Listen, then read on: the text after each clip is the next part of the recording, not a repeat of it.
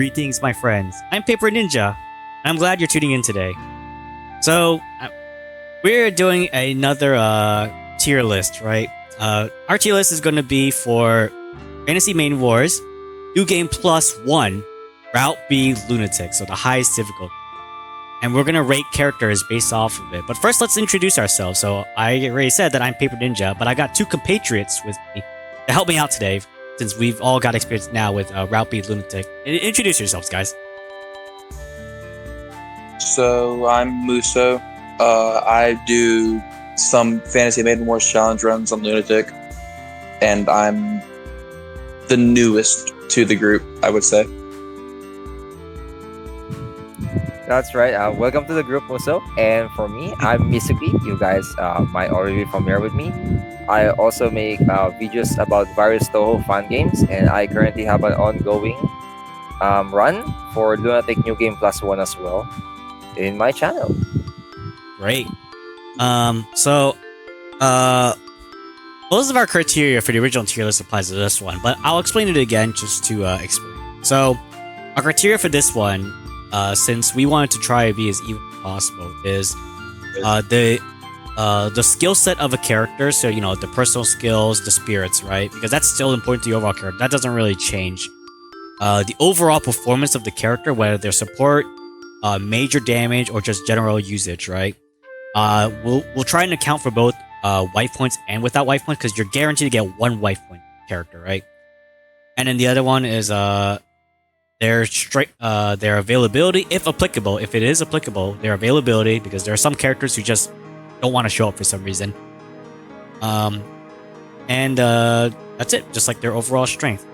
Obviously, and again, the difficulty will be Lunatic. Should we get started, guys? What do you say? Yeah. All right. I'm good. Okay, so I'm going to delete the first one here. We got the KekW plus L ratios. Pretty much the big losers of New Game Plus, no matter what you do. I don't think there's any contest that you don't want to use these unless you really, really, really want to. All right. So, here we go. All right. We got the Birdo duel, and we got the dolls. Anyone want to explain the reasoning why we put them there? I guess I could explain. That would be okay with you guys. Yeah, I'm totally fine with that. All right. So if you notice, these are basically spawned characters from other main characters you'll probably be using. So the dolls are from Alice. See, they only last for for the entire stage. One of them can support defense, and the other one can support attack. They're pretty just okay. Mostly you'll be using the one that supports defense. So the very different one, the unique one here, it would be the two crows, which are, can you remind me with the name? My apologies. Zinky and Goki. Yeah, Zinky and Goki. And the thing that makes them unique is that if you use them at least once in your new game run before the plus from run's ability, they will actually become a selectable character that you can bring back in the new game. Which is, sounds pretty interesting. But their problem is that they're really, really bad. They don't start with personal points, so they will basically start with 0. You need to regrind them.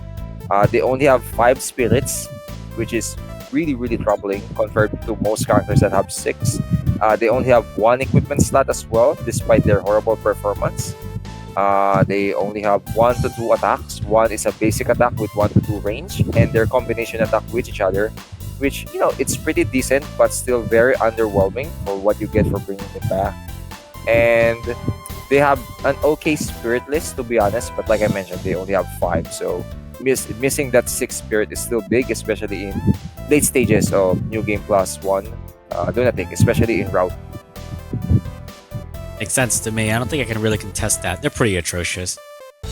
They're pretty bad. All right. The dolls, I think, are pretty much the same train of thought, except you can't even bring them back, so yeah. Yeah, well, at least you can spawn them with Alice, so, at least you don't need to spend points, and, using like a fodder support defender is pretty okay. They're pretty fine to use. Yeah.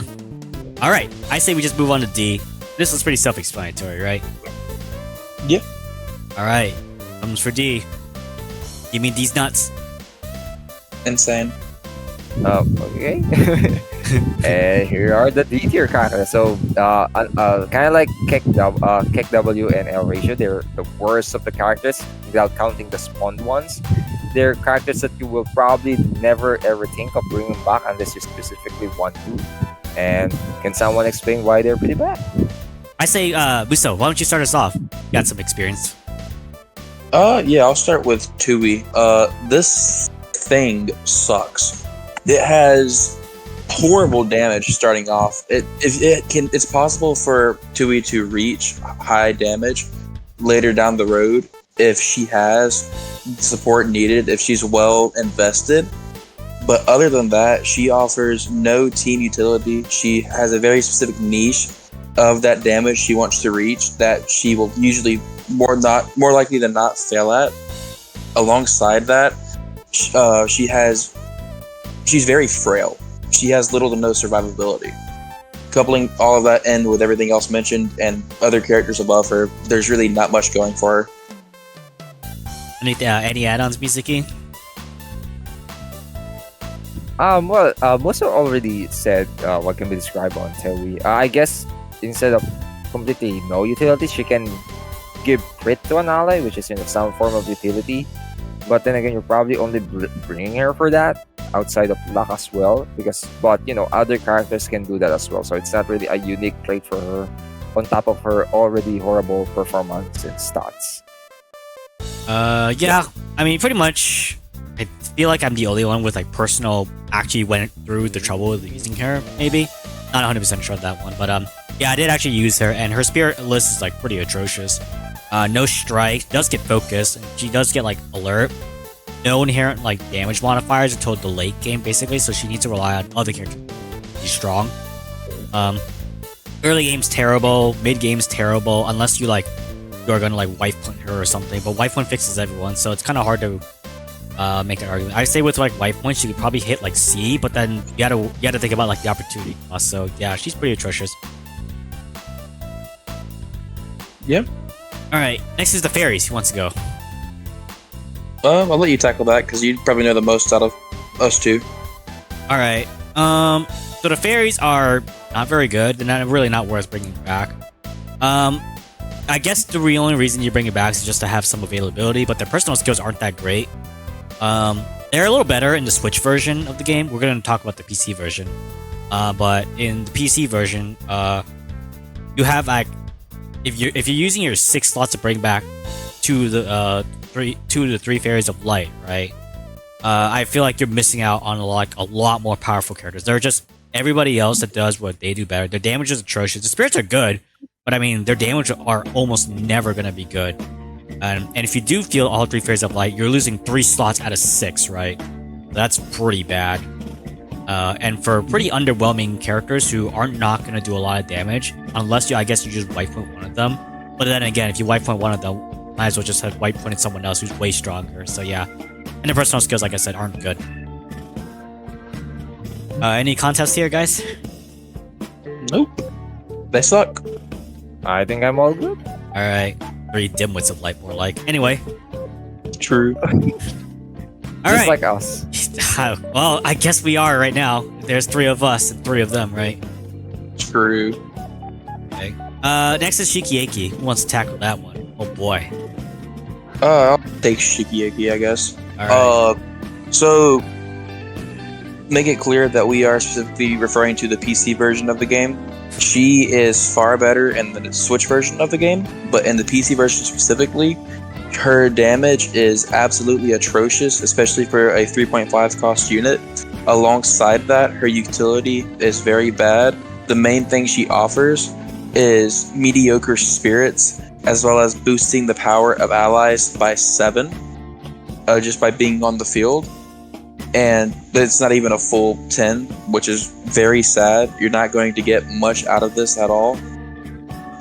Especially because it's an odd number. It doesn't really stack that well with something like Rally. In the Switch version, she does have that power output boosted as alongside her damage is increased. But other than that, there's really not much going for her, and she's pretty easily the worst 3.5 cost unit in the game. I don't really think that's a competition. Yeah. I kind of agree with everything here. She's an S size. Her spirits suck harder than a stripper. I don't really know. I mean, what can I really say? Going off the rails here, there, buddy. It just came off the top of my head. Don't blame me for that one. Insane.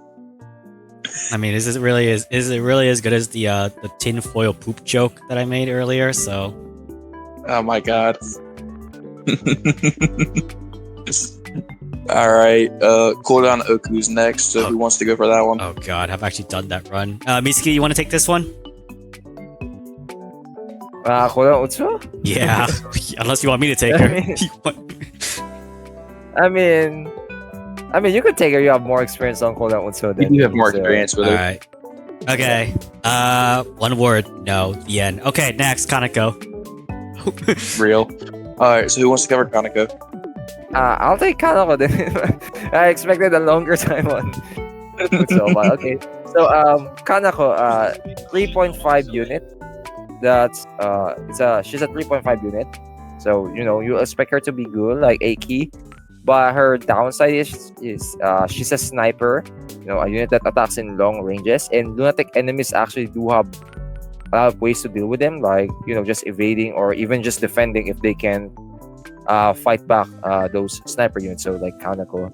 So in that sense, Kanako just deal lackluster damage for her cause. And at the same time, despite being a sniper, she also is a weird tank, which is very, contradicting for what she does. You want to stay away from your enemies. Like she even has snipe, which gives +2 range. But at the same time, she also wants to stay beside your allies for the defending part, which is, you don't really know what to do with her. And even then, she's just like underwhelming for both parks. On level 65, she does have a personal ability that will give a buff to all frontline units or all frontline characters that you field. But even then, for leveling her to 65, it's still underwhelming. So not really a unit that I would recommend for bringing back in NG Plus, unless you specifically want her. I guess Sane, there is a ability for Sane that makes her stronger. Same with Suwako, but you're bringing a good unit to make a terrible unit slightly usable, so it's not really worth it. Yeah, I kind of agree with that. Kaneko's I just agree. pretty doo-doo. I don't think she should really be the goddess. Can we just put Suwako as the new goddess? True. How does she win that work? I don't know. Don't ask. Maybe she's sandbag. I don't know. Maybe. All right, next is Reporter Modai, which has a pretty accurate face, honestly. I'll let you tackle that one because I know little to nothing about Aya. All right, I'll take this one. All right, so Reporter Mode. I mean, I did an entire run with her, so yeah, her damage is atrocious. She's only got 2 attacks, and one of them doesn't even do any damage. It runs off a range stat. It sucks. It sucks like mega balls. The map does erase Danmaku, which does sound good on paper, but it doesn't even work on spell cards, which is normally stuff you would want to use it on. There are some threatening regular Danmaku from enemies, such as like Raysen, who has a null strike Danmaku field, so you can find it used there. The only issue is it's got 5 ammo by default, and you have no way to actually refill it. You can't use items to refill it. Can't use Koakuma or anybody with resupplies to refill it. So once it's done, it's done. Probably won't need to use it that often to like make use of it or anything like that, but I mean, is it really worth feeling 2.5 to erase Danmaku? Right now, that doesn't mean it's just completely useless. There are definitely certain like Danmaku which are threatening enough to actually consider healing her.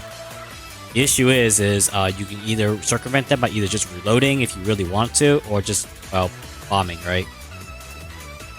So yeah, that's pretty much Reporter Mode, and her damage is atrocious. Don't eat. But at least she has situational uses, which is more than I can say for like Tay, for example. Any disagreements here, guys? Nope. I think that sums it up pretty well. Alright, alright. Well, next is the C tier, which does look a lot fatter than D and KekW. I'll go ahead and move it down. Ready, guys? Here we go. Yep. Whoosh. Oh, man. Whoosh. Alright. Next is Racing 2. Not exactly my specialty. This one's Misugi's. Misugi, take it for us, will ya? Oh, are we gonna explain all of the units on C tier too? Well, I mean, you can give a I've- brief summary, right? Like a Yeah, we really don't quick gotta get statement. too long on them. Okay. Just say I li- guess. You just say I like, I apologize. don't know, sniper, like basic sniper, but can't do a lot of damage or something. You know, pretty simple. Yeah. right? Yeah, that's basically the case for Racing 2. You know, she's like you guys mentioned, she's a sniper unit that doesn't basically do a lot of damage. Like she buffs her damage still. She has a spirit that increases the ammo and damage as well. But even then, it's still lackluster. And she does have sniper mode that gives her a map, and the map is a very long line, which is it actually pierces enemies too, but still it feels lackluster. So there isn't really much things to say about it. Like classic sniper having difficulties in the difficulty, and her low stats and pretty mediocre personal abilities or personal skills doesn't really help her be better. Yeah, I don't think I can really add on much to that. All right. Oh man, Sunny Milk. Who wants this one? I'll do Sunny. All right, give it to us. So I do want to point out real quick that the orders look somewhat odd. That is because the B tiers and C tiers are not completely individually ordered. They're more so the higher up they are, the better they are. The lower they are, the worse they are. So because of that, Sunny is close to the bottom, but she's actually not terrible. She, as everybody knows, the three fairies of light share one singular brain cell, and in this game it went to Sunny because she's the only one of the three that actually have a slightly useful gimmick, and that's the ability to essentially skip spell cards. It completely hides allies within 4 spaces of her from damage or just being targeted in general. And this pretty much allows you to completely nullify any annoying spell cards that could just really be giving you a hard time, especially on Lunatic. There are a lot of those. One fight in particular I'm thinking of would be Omega Yorihime, which is already a nightmarish difficult fight. And the three fairies of light are available for that, even if you don't bring them back. So Sunny would be very useful there. But other than that, aside from this very useful gimmick, very situational gimmick, she doesn't really have much else going for her, which is why she's in C2. Yeah, it makes sense to me. Any contest, Misugi? Nah, I think that's all good. All right, next is Ellie. Who wants this one? Or I can take her. You can take her. All right, Ellie is, I mean, it's pretty easy to sum her up. She's basically like budget tank that does okay damage. It's really hard to really describe her as much else. She does okay damage, and she's an okay tank. And that's pretty much all she's really got going for her. She doesn't really provide much else. You can make the argument that you can use the personal skill to prevent an enemy from moving, but it's honestly just much easier to just kill the target. That's really it, honestly. She does have scan, which is useful. A scan? I don't remember her having scan. Does she not have scan? Oh, it's just, never mind. It's a 4 a.m. moment. No problem. All right, Hatate, Hermit Purple. What do we got here? Who wants to take her? Oh, I was looking at Hatate when I said scan. That's why. I mean, you can take her. All right. Or if Basuki wants to. Yeah, basically, you want to take this one, or should I take this one?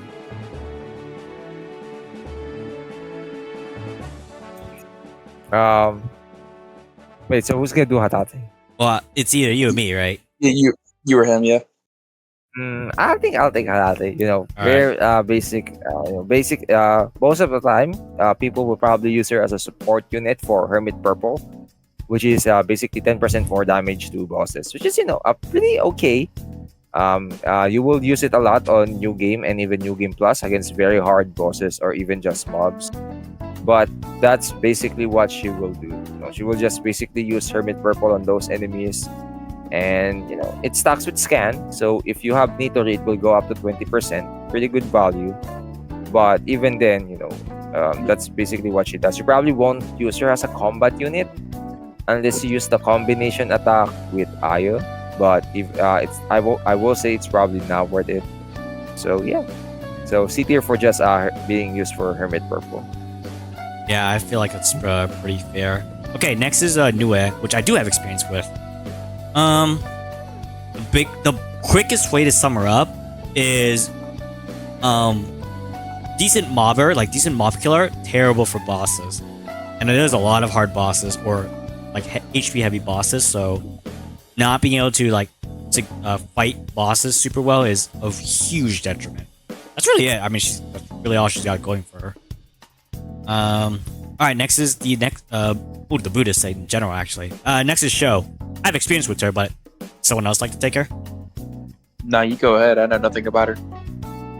Okay, I think you've showed the most out of the three of us. Yeah, so unfortunately in New Game Plus, in terms of like maximum potential, since it's New Game Plus, everyone can hit maximum potential easier, and Sho's maximum potential isn't really as strong as others. That doesn't necessarily mean she's a terrible unit. She's just okay, right? Like she'll do decent, but the competition, now that it can be readily available because you just bring a unit back, right?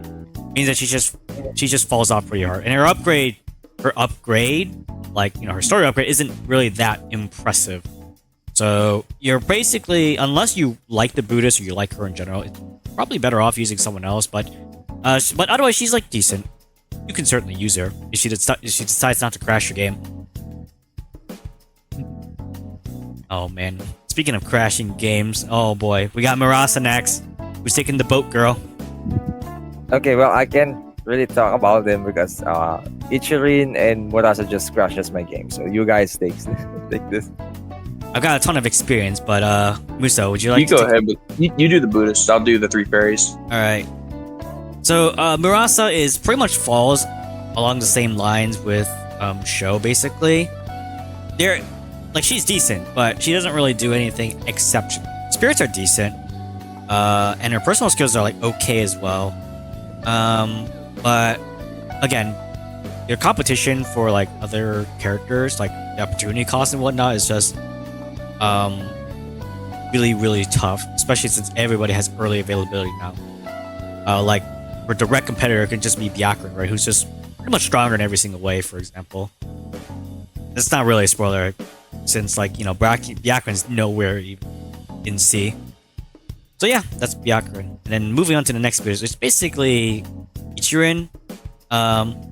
These aren't sorted, but I personally think Ichirin is the weakest of the boosts. He does have two spirits, and she's like okay, it's like tanky-ish. But again, she does less damage than the other two. She's does okay damage. Her range is decent. Her range is okay. She focuses more on like melee. The issue is her attacks don't really do a ton of damage, and her spirits are just average, not exceptional or anything like that. Despite having two sets of spirits, which is kind of surprising. I think with more spirits, it'd make it better because more spirits means more better. Get access to a lot more tools, but not in the case for Ichirin. It doesn't really help her a ton. All right, next is the three fairies of light. All right, so three fairies is basically what if Sunny Milk had slightly more offensive potential, because the other two fairies aren't going to be doing much. And in fact, personally, I would honestly rate the combo lower than Sunny Milk, the character. But the reason why here the combo's above it is because the other two fairies are very cheap. They're only 1.5 each. So if you want those extra set of spirits on Sunny, and if you want Sunny to be doing some damage alongside her gimmick with the ability to hide allies within 4 spaces, skip a spell card, things like that, as well as doing a little bit of extra damage, maybe even just a bit of chip damage, as well as having those 3 sets of spirits, basically, because you have all 3 fairies together, then the 3 fairies combo is a very decent pick there. However, because of the situational aspect, it's really player dependent on which one you decide to use. Both are really shining because of Sunny. Yeah. All right. The next Buddhist, Nazrin. Anyone to use Nazrin? Nope. I mean, I barely use her, so just me. I can't really give one. I mean, I guess even she found use to my Valkyrie run, right? Nazrin's issues in the regular game still all apply here. Bad damage, low cost, no strike, and none of it is really fixed here. Even if you like give her a ton of investment, low damage, no strike, probably dies in one hit without like using alert. So yeah, unfortunately, just needs too much help. However, she at least does have the 10% damage, and it is a lot easier to use a tune. So I think she's personally better than the other Brutus just for that alone, especially since he comes with 2 levels of support attack. But otherwise, not really all that impressive. Medicine.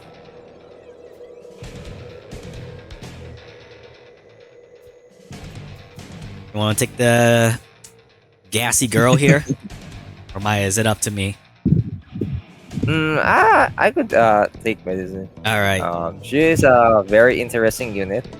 You know, you get her quite late in basic new game, but even from that, you will immediately start seeing her problems, and it's reflected even on New Game Plus.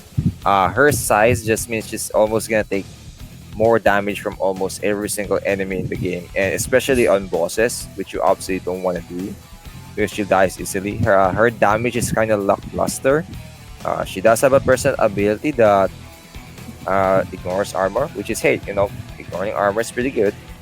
But at the same time, if your stats or damage are already pretty low, it's not really improving it a lot, even at the start of early stages of the game. I won't say start. And she has another personal ability too that, like, I think it consumes the ammo of attack. I'm not sure if I'm remembering it right. Which, you know, it's not really that good, especially on mobs, because on bosses they're immune, but in mobs it's useless. So yeah, in that case, I could probably describe her like a really weak attacker. You know, she's still okay. She's not the worst if you decide to use her. Definitely better than some of the C tier characters, or even most of the D tier. But she's still lackluster. Her size just really pushes her down, because if you're fighting bigger enemies as well, you are dealing less damage. Yeah, and even if you buy ignore size, that is not a cheap skill, by the way. It's even like getting to the point where you can buy ignore size still sucks. So yeah. Yes. All right, next is Kane. I've got a lot of experience with Kane, but you know, if someone wants to take up the approach, Go ahead. all right, Kane. A lot of the issues from like mid to late game for Kane, pretty much apply to new game plus Kane as well. She's not terrible. You can 100% use her, but for competition now that you have access to way more characters, has really just kind of plummeted Kane. Very usable, very serviceable, but there's a lot of other better units that does what she does better. You want damage? There's someone better than Kane. You want someone to tank? There's someone better than Kane. Pretty much, and it's not even really worth bringing her back unless you want to use her full time. Because her upgrade, the Hakutaka bomb, isn't even all that significant. Okay, the weakest of the Team 5, Wriggle. Team 9. 5 Team 9? Yeah, Team 9. What? Alright, Wriggle wants this. Wait, no, Misaki, you've used Team 9. Give us the exposition. Team 9, she's the worst of the bunch. Like, I'm gonna say it straight out there. She doesn't have the supportive capabilities like the user or Missia. She doesn't have the damage like Cyrano as I guess not damage, but not the defensive capabilities as Cyrano as well. Additional stuff, and she's just like the weakest for some reason. You know, she has an okay personal skill on paper, like being like increasing the range of her attack, and she also has one called Carapace, which allows her to like take a maximum amount of damage to a set amount, so she won't die instantly. But still, it's still, you know, pretty bad. If you're gonna use Wriggle, you're probably just gonna use her for the combo attack for Cyrano, or I guess all of them has it, but basically that's where you probably be using her. Yeah, that makes sense. Although I What's up? What do you got for Oh us? no, I'm just trying to remember if Carapace sets the maximum damage No, it just to a reduces certain damage. amount, or reduces damage. Yeah, there we go. It would be cool if it's a passive, but no, apparently you actually need to activate it, and I discovered it like really randomly while I was clicking around on the menu. So, you know. Yikes. The cat girl Chen. Who's up? I've got experience using her, but someone else wants to take the shot. Go ahead. I could take Cheng too. You know, Alright. I used her a couple of times. Give us the I right. used her a couple of times as well. Usually I bring her back with Ran or Cheng, and usually she feels underwhelming. Like she's definitely not like Ran. That's pretty good on defending at least or attacking. Cheng is capable of evading a lot of attacks at least, but not in Lunatic because enemies usually will just spam strike a lot more often, so she really can't evade her. Basically, a waste of her skill, and no strike as well. So not being able to hit your opponents consistently is a big letdown, especially when those enemies can deal large amounts of damage to you, like even kill you. Focus is usually enough for early game. You know that's completely fine. But if you are gonna start using her, even starting at game 2, the drop from focus can be very visible because of her stats. Yeah. Hina. I'll take this one since I think I probably have the most experience using Hina. Hina's Alright. damage potential is like pretty high actually if you know how to like use her. She has sacrifice. She's got a personal skill that actually increases her damage the more she moves.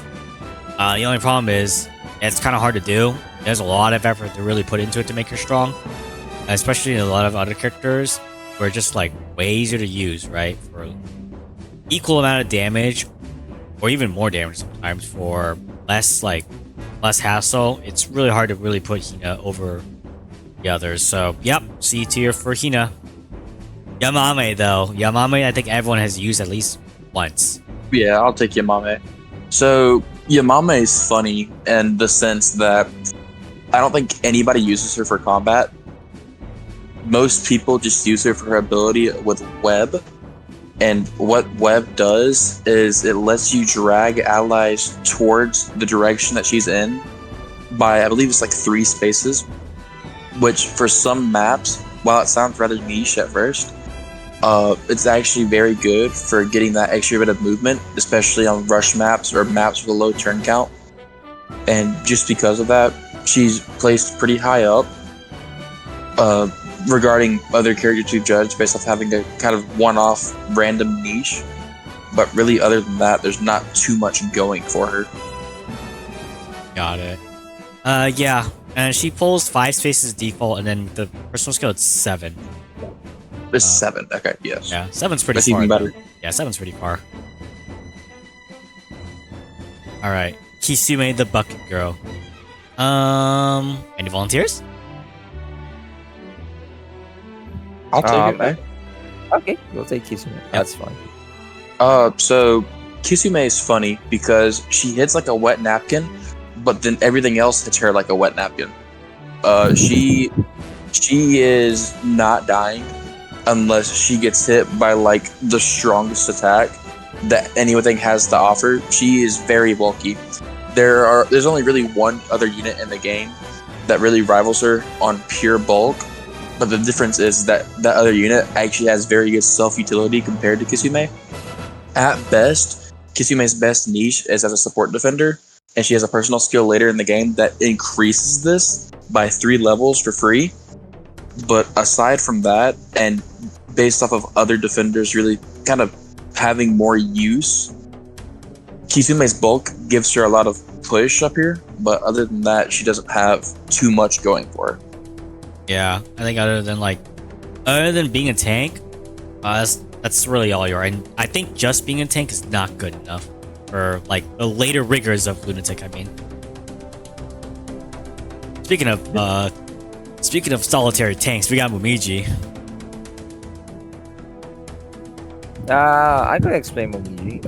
She's not really that different with Kisume. She's actually pretty much like an iron wall as well. You probably won't die if you're using Momiji for support defending a lot, especially when she has blocking learned as well.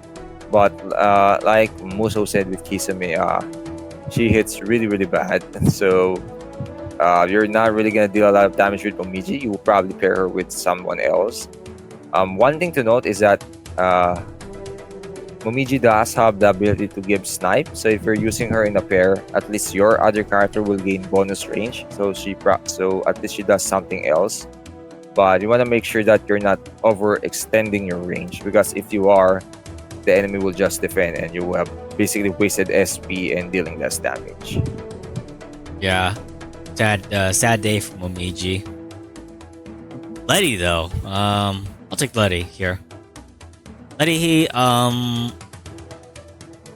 Letty's personal skills aren't terrible like on paper. The issue is that enemy evasion is pretty high, so you would think Letty would counteract it. She kind of does. Honestly, easier to just use strike, so to not really take the chance of missing your attack in the first place. Letty's damage is okay.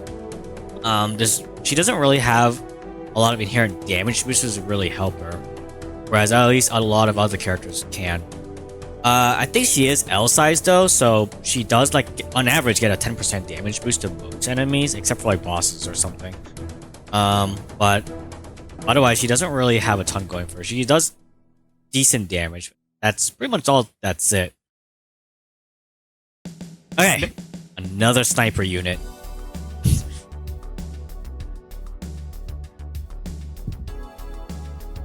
You, who taking her? Or I'll take her. Again. I probably know the least about her out of us three, so I'll let one of you two do it. Isuke, you want to take this one? Or you gonna wait for me? Raisin, I could explain her. No worries. Alright. So Raisin, so her case is kind of similar to Raisin 2, but on the benefit, she does join you a lot earlier than Raisin 2. So at least you're gonna have problems her if you decide to not bring her back. But what about in New Game Plus? What if you decide to bring Raisin back? You're gonna be in a world of hurt because she's okay. She has focus. So like I mentioned, I build focus is usually enough for at least the first few stages of the game one, so you could reliably hit. But as we all mentioned, she is a sniper, so you want to at least balance her distance for your most amount of damage. So Raisin does have a minimum range on some of her attacks, and so you can't get too close or else you won't be able to use that powerful attack. And if you're too far, kind of like Raisin 2, the enemies will simply defend, so you'll be losing a lot of your damage, basically wasting an attack, because you'll have to use another unit to clean it up. So that's kind of like where she suffers. Her spirits are pretty okay. Eventually, she does get strike, and I think she will also eventually get flash. So her survivability isn't that bad. Yeah, I think she gets intuition, but I mean, intuition is better for bossing than it really is for mobbing. Yeah, so it's a very expensive SP as well, so you don't want to use it all the time. So she's in a really weird place. Like, if her attacks does hit, like enemy not defending, it does pretty good damage. But if the enemies does defend, which they will do most of the time, she will basically be doing nothing, because you also deal reduced damage based on your distance on the mob. So something to consider. Yeah. Cerno, Team 9's leader. Who be it? Baka. So, you like taking this one on? Oh, I can try. So Cerna is another weird one. She tries her hardest to be an offensive unit with decent defenses, and she doesn't do horrible. She does have some useful spirits, but other than that, her damage isn't really that high, especially considering you do get her very early on, and she doesn't cost so much. She does have things like grit and guts in strike, valor, faith. I believe she also gets courage. I don't remember. But other than that, I mean, she's not really doing much. She's got mediocre offensive stats. If you're not hitting her with spirit, she's going to die pretty easily, especially on Lunatic. And the main thing I would really use her for is if you do want to pair her with other Team 9 members. Other than that, though, aside from her kind of meh barrier, she doesn't really have much going for her, yeah. Yeah, I kind of agree. I guess you can argue that she does have some utility, but like, if your character has strike, who cares, right? Yeah. And She does. I do want to mention this. All of the Team 9 members do have the ability to increase their special power by like 200, and then if they're all at 140 power, then it extends to all units with the same ability, and then it also stacks. So you could end up doing some really dumb damage with their final attack. The issue is that this is a chapter skill, and I believe it's chapter 57 that you unlock this. You do not get this. Do you get this back at New Game Plus? You do. You not get this back? You do get this. Okay, so you can bring them back and try and do some insane damage with all of them, or you can try and wait until you collect Mistia and Wriggle, who are the last members of Team 9 to get, which is midway through Imperishable Night. So it's really situational based, but I wouldn't personally recommend it unless you just want to do it for fun.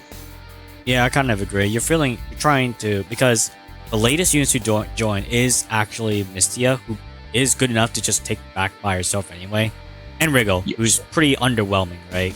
So you're already using three spots, because you need to bring Cerno back too in order to get the combo. So that's already 3 out of 6 spots, right? Those 3 spots could be used by much better characters if you're gonna be doing that. Thankfully, you get Rumia pretty early on though, and Cerno realistically. Yeah, you do get them pretty early, but they just don't have the combo, so that kind of just eliminates the point, right? Bringing them back for the combo. Exactly. All right, Komachi. I will take this one. Komachi's kind of strange. She does okay damage. Her personal skills are total ass though. There's still strats in like New Game that you can 100% still use for New Game Plus. Daunt is one of them. Daunt strats, insta kill, maximum range, infinite range. All those still worth the Komachi. The problem is the strengths that she has don't really get any better by bringing her back, and the weaknesses that she has doesn't really get any better. It doesn't really get any worse. You would think that she has more of an advantage, but not really. Her strength don't really improve all that much. All that really improves is like maybe her durability and damage, but with enough upgrades, you can do that for everybody. So she's not really unique to that aspect. You also use her for like tough bosses, for example, right? Or it's a good idea to still use it for like tough bosses for certain strategies, but otherwise, not a lot of consideration for her if you're looking just for like either pure bulk or pure damages, because there's a lot of other characters that have better. Oh man, here comes Kogasa, Misagi. You're not taking this one. I mean, obviously, like best unit in the game. Joking aside, go ahead. I'm sorry. I'll take this. Yeah, bro. Come on, guys. So Kogasa. So on the new game, she's actually joins really late, but an okay support character. So with New Game Plus, you can definitely see a lot of her weaknesses when you bring her back. Like her damage is actually really, really low. Like you're not gonna do a bunch of consistent damage with her, especially when she doesn't have strike. She does have focus at least, so it's enough for the early stages of the game usually. And the problem is some of her best attack is scales on melee, I think. That's correct. It scales. She has a lot of melee stats, but she has an attack that specifically scales with range, and it's the attack with a decent amount of range, able to reach further enemies. So it really puts it on an awkward position. Like if you want to hit an enemy far, you have to use your weak stat, which is not really a good sign for a combat unit. So what about her defensive capabilities if she's not good in combat? She has a map. The map is a little bit weird. You can't really control the accuracy of it, from what I remember. Correct me on that, Paper Ninja. Yeah, you can't really control the accuracy. The accuracy is literally just a hoax. Yeah, so the accuracy is like completely random, and you just kind of want to hope that it hits the enemy. And if it hits the enemy, hey, enemies dealing 10% to 30% less damage is really, really good. That's like you're very close to gaining the effect of wall, especially when the map affects multiple units. That's great, but just the inconsistency of it is not good. She does come with wall early, so she doesn't really die. If you want to put her on support defender, that's okay. Crit would have been a lot better for bossing though, but for mobbing, I guess that's fine. And that's pretty much it. So, but she's pretty bad at early game. There's simply a case that you would say you won't really use her. but eventually, once you do level her up, she kind of gains her good, pretty okay support unit status back with Tatara Step, 10% less damage taken and 10% more damage for the partner pair. Shared Umbrella, shielding both characters in the pair spirit. That's pretty good. But getting there is not a fun experience at early, and even then you could probably pick a different unit and they would do a lot better. She's Yeah. the best in our hearts, though. She's the best in our hearts. The best on my heart. Okay. Just gonna specify that. All right, so that's all. That's all the C tier characters. Let's move on to the ships Ahoy, right? I mean, this. So yeah, What's I up? wonder who's the characters in that tier. I don't know. Probably Shinky. Oh yeah. So What do you mean Ahoy. Rainbow's not in there? I'm sorry. But what do you mean Rainbow's not in there? I mean, I could have sworn Momiji should have been at Ships Ahoy at least. that's true. Oh True. well, But- I guess they don't get to live on the ship. And again, True. all right. I mean, what can we honestly say about the ship trio, right? Like, I mean, they're on there and they're all like decent. They're forced, they're weird, and nobody really cares about them because you have to use them anyways. Yeah. They're just mediocre. They're okay. You use them for like special strategies, like teleporting the entire crew or something. Which is like that's obviously unique to them, right? And if you're on the ship, you can regen all your HP, MP, and ammo eventually. But in terms of like general purpose, it's like they're pretty average. Well, they pretty much have to be used. You can't really take them off. Yeah, they're kind of forced to play. But I mean, there's almost no downside to really using them. They're there, right? They don't cost you anything. Right. Yeah. And they're unlikely to die unless you just let them die. Yeah. And if you let them die, though, your entire map like resets. So don't let them die. Yeah, it's pretty much game over anytime they die anyway. So yeah, you're pretty much I mean, and you have to actively try to get them killed to really like have them die. You have to Unless like you're fighting Yorihime. yeah, unless you're just fighting your hero, just cleave your ship in half. Something. Or you get like map spam. That can happen too if you get like map spam. With Berserk Goku, yeah. Yeah. But in most other scenarios, it's pretty unlikely they'll die if you're actively trying to keep them alive. Alright. Okay, next is pretty much B tier, and our list is getting pretty thick here for B tier. Now let's start bringing it down. Here we go. Alright, so we're finally here at Ships Ahoy, and pretty much they're there to kind of just keep your ship alive. You don't really get anything. There's nothing bad if you happen to use them. You don't really lose a ton, and you need them to stay alive because them dying is always an automatic game over. They can do some combat, but don't expect them to do amazing as well. That's pretty much all I can really say. I will say that the good thing is that Rinosuke, normally he joins in Game 4. In New Game Plus, he joins in Game 3 automatically. Which is really helpful because his extra set of spirits does help the ship get better. But it's not really enough to kind of place him any higher because, you know, thanks to maximum availability on everybody else, right?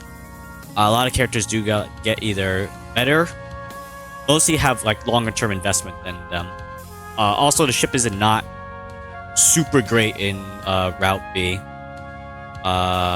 This has got, it's got the classic one item slot, no post movement attacks. But here we are at like the super like bloated tier though, B. Now, remind me, who's taking B tier? Oh, I'll take it. All right, I got you. All right, I'm gonna remove it. 3, 2, 1. VR. All right, And what a travesty it is. travesty. Come on, man.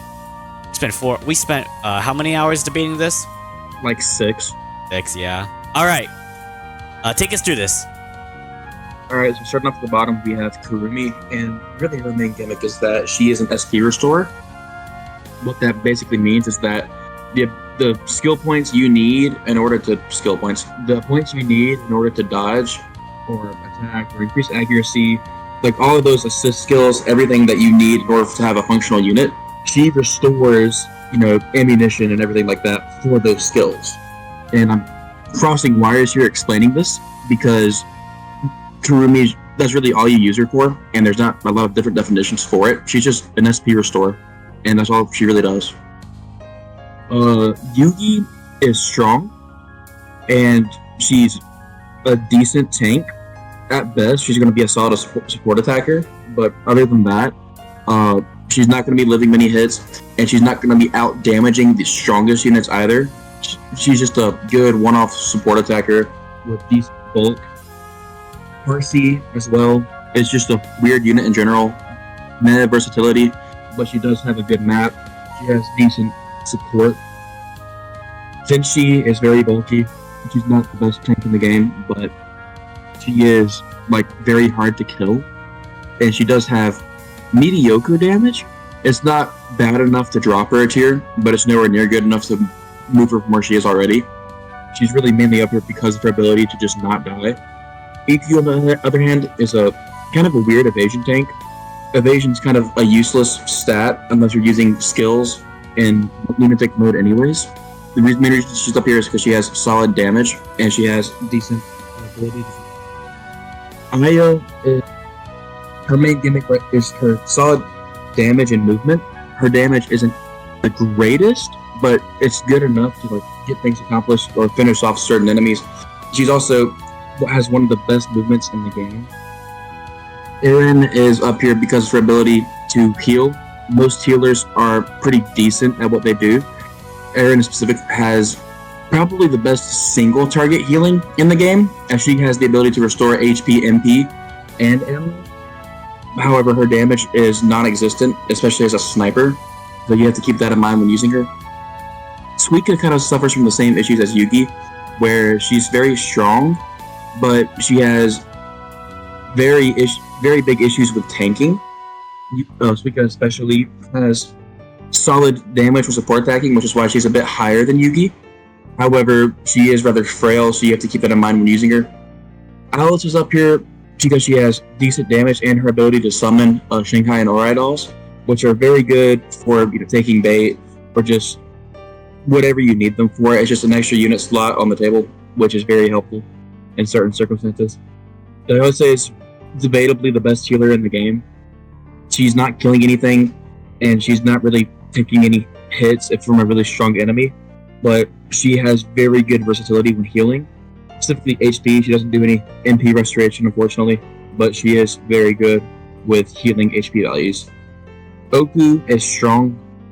That's really all you need to know about her. She's very powerful, especially with her gauge remover. I forget what it's called, the term. But she just hits things very hard. The main downside with her is that if you use her too much when she's in her like limit broken form, she reverses into cooldown Oku, which dies and does very little damage. Easily one of the worst units in the game. The only thing being her would be the crows or the actual dolls themselves. The Kumeiji sisters are up here for different reasons. They're kind of the averaged out versions. Really weird niches, honestly. Satori's very good for her support, and Koishi's very good for her kind of, I guess I could say, survivability to an extent. But other than that, there's not really anything super important about these two sisters. Same thing with the Lily White and Lily Black. Lily White's a very decent healer, and Lily Black's a very decent offensive damage dealer. And the main thing with them is that you can kind of swap back and forth between them as needed. If you need a damage dealer, you can swap with Lily Black. If you need a healer, you can swap with Lily White. You can kind of change depending on the map. It does impact on how you want to build them, or what items you want to use for them. However, they are fairly decent at both of what they do. Miko is kind of weird because in New Game Plus 1, she's very hard to use effectively.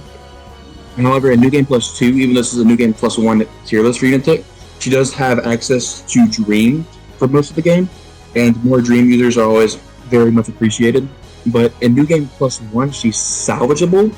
She doesn't hit very hard, she doesn't tank many hits, but at best, she could be used as support for Makara if you really wanted to, especially in post-IM games, like Games 3, Games 4.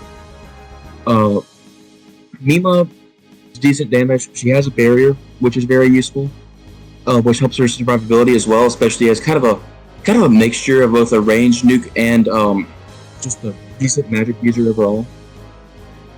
Ran has a decent map, decent survivability. If decent had a face, it would be Ran.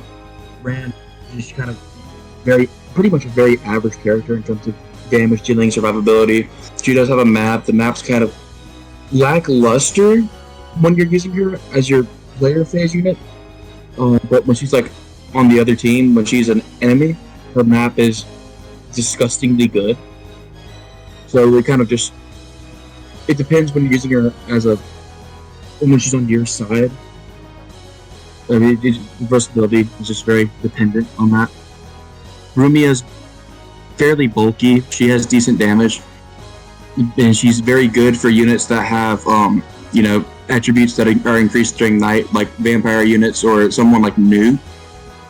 Koakuma has very good MP restoration, probably the best MP restorer in the game, and obviously that's just an incredible asset to have no matter what. That's why she's so high up. Minoriko is up here because of her ability to increase the SP restoration of certain items.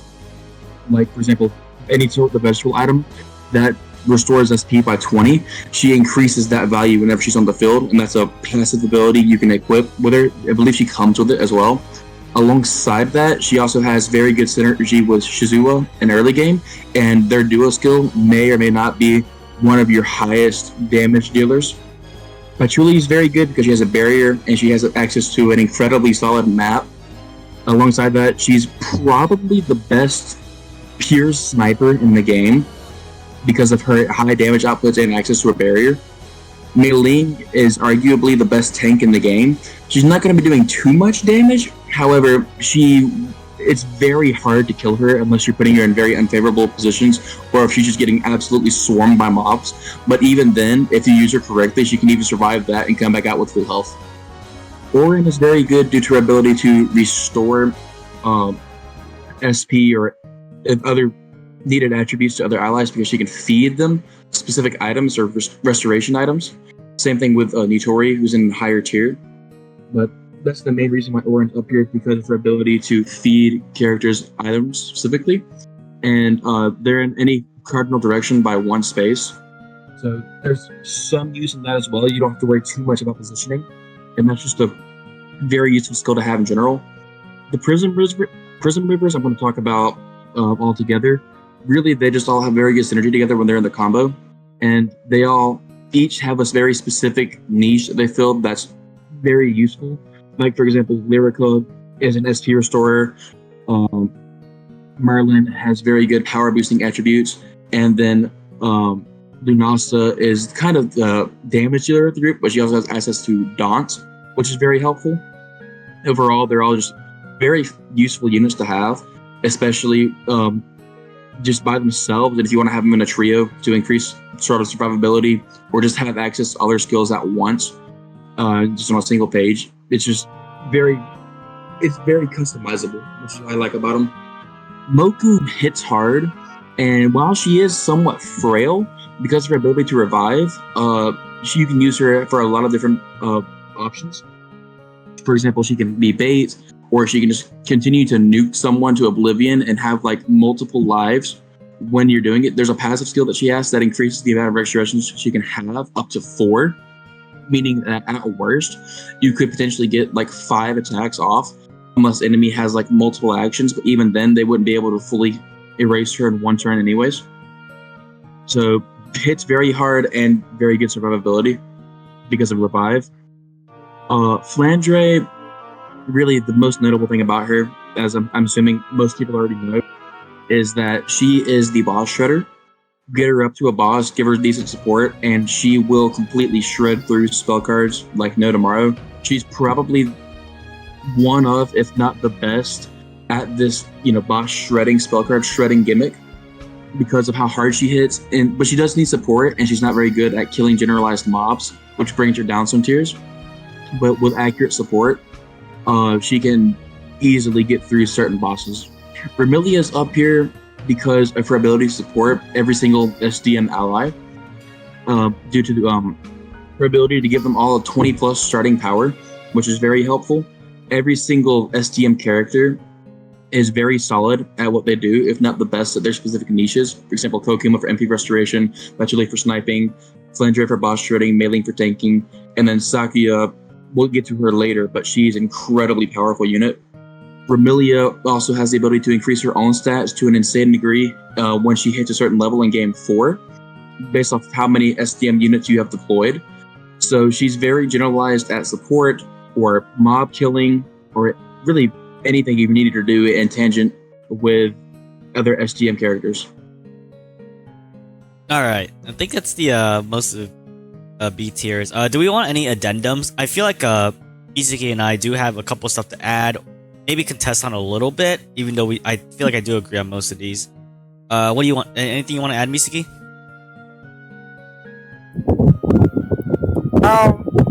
I think, like you mentioned, I think everything is okay. I kind of agree to it. To a certain degree, I do think Kurumi can do more than just restore SP. She does have an ability that actually disables a boss, which is pretty useful at early parts of Brutal if you use it. But I can definitely see the reason why you just want to use her for SP restoration. Whoa! Kind of Hold on, the fan's picking up. Oh, I'm sorry. I forgot to turn it off. It was so high here. I'm sorry. Okay, good. There we go. Is this a lot better? Yeah, that's a lot better. Kurumi, sorry. Kurumi? Okay, going back, yes. Kurumi. So I think, I remember Kurumi has an ability that I think prevents evasion. I think when a boss is inflicted, and I actually found uses on that on my brutal. Not brutal. Brutal. On my Lunatic New Game Plus playthroughs, it's not a thing that you could use all the time. It does require some setup because, if you charge Kurumi, she will die. But it is really good, as preventing a boss from dodging is a pretty good effect. But I can definitely see the reason why people don't use it all the time. Like I mentioned, there's a setup, and you're probably just gonna bring Kurumi to level 65 to get the SP at later stages of the game, which is, hey, that's fair. But something I would bring up in the early stages of the game, if someone will use her, at least she's not out there doing nothing. But I think everything else is good. I mean, I guess another note would be Parsi. Parsi can actually get really good amount of damage if you use her ability where she gains damage if she has less upgrades than an opponent that she's fighting. So for mobs, it's almost worthless all the time because you're gonna upgrade Parsi eventually. But for bosses, it's actually pretty good, especially at early parts of the game. But she's great damage, but she doesn't have much survivability. You're probably gonna put her with Yugi all the time if you want, or probably another tank. But hey, at least she has good damage, if you really want that. But I think everything else is good. Like Hachizuki, the Prism Reverse are really good. I cannot say how much I really like them. I would put them on A, but hey, maybe that's too much. But I think those 4 are really good. Yeah. I'll have some addendums here as well. So I think what you mean by parsing skills is the more skills a boss has rather than the difference in skills, right? The more skills an enemy has, the more damage he does. I think is what you mean, which is better than the difference in skills, right? So it's actually, and I pretty much agree with most of these. I think the only thing that might raise an eye from me is Ron and Suika. Ron, because over investing in her does work pretty well. Since she one of the very few characters that can actually break plus 99 stats, because her personal skill increases the strength of the stat boosters for melee range, and accuracy evasion. The only problem is her spirits kind of suck. It doesn't have strike for some reason. I don't know why. Suika. Yeah, that really helped. Yeah, I think Suika's actually tankier than what people give her because she actually starts with Oni, which reduces her damage naturally, her damage taken naturally by 10%.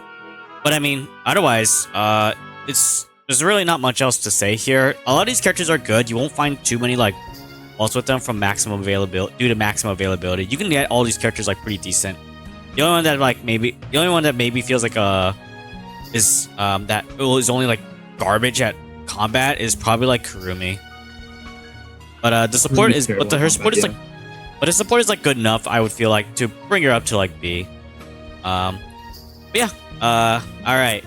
Now our contested A tiers. But this one, ready, guys? You guys ready? Who's covering it? All right, here I go. Oh, wonderful list. All Very right. wonderful. All right. I'll take the first few. Toyohime. On my list, I put her lower. But I can see at the same time, she's one of the enable trio. So it's really I can see her being like higher as well. So no arguments from me here. The only issue I have is like her movement's kind of trash. And her movement's kind of trash, and I don't think she has like a really strong barrier, but doesn't have wall. So it's a little rough to kind of take advantage of it. I think she's only got like a couple attacks too. Her attack list is okay. The map is stupid good though. The map is actually pretty strong. If only it didn't have like 1 ammo and didn't have a 150 power requirement. If you use it though, and you're actually like set up properly, you can pretty much just wipe every single enemy off the face of the earth with it. So if you want to use it for combat, so it's actually easy to get her strong. Marisa's Marisa. Marisa's Marisa. At this point in the game, most of the advantages the pro tags have over the other characters are diminished. Since now everybody has maximum availability. One of the main strengths of the pro tags is that they join literally chapter 1, right? So you have all the time in the world to get them strong. Now everybody has that, right? So, so the pro tags kind of go down a bit due to availability not being as strong anymore. However, if you're coming out of like new game, going straight to new game +1, they already kind of start strong. The only one who's like maybe starts off kind of weak naturally is just Marisa due to early game shenanigans, because early game for Marisa kind of sucks. He's up here because he pretty much dominates the entire early to mid game. Even if you don't throw him very many upgrades, which I don't know why you wouldn't. You would have to be masochistic to not give upgrades. Even if he doesn't have any upgrades, he's actually capable of dealing up to like the very solid mid game, where his damage is very good naturally. He's double L size. He's got 2 item slots. His damage is pretty good. He comes with really good skills, and I think he already comes with all his personal skills too. So he already pretty much starts off complete. There's really not much more you can ask for him. The only issue I have with him is that his damage kind of falls off a bit in the late game. His max damage potential isn't super high, but if you want to like an early ease through the early mid game, this is your guy. All right, who wants to take the next couple?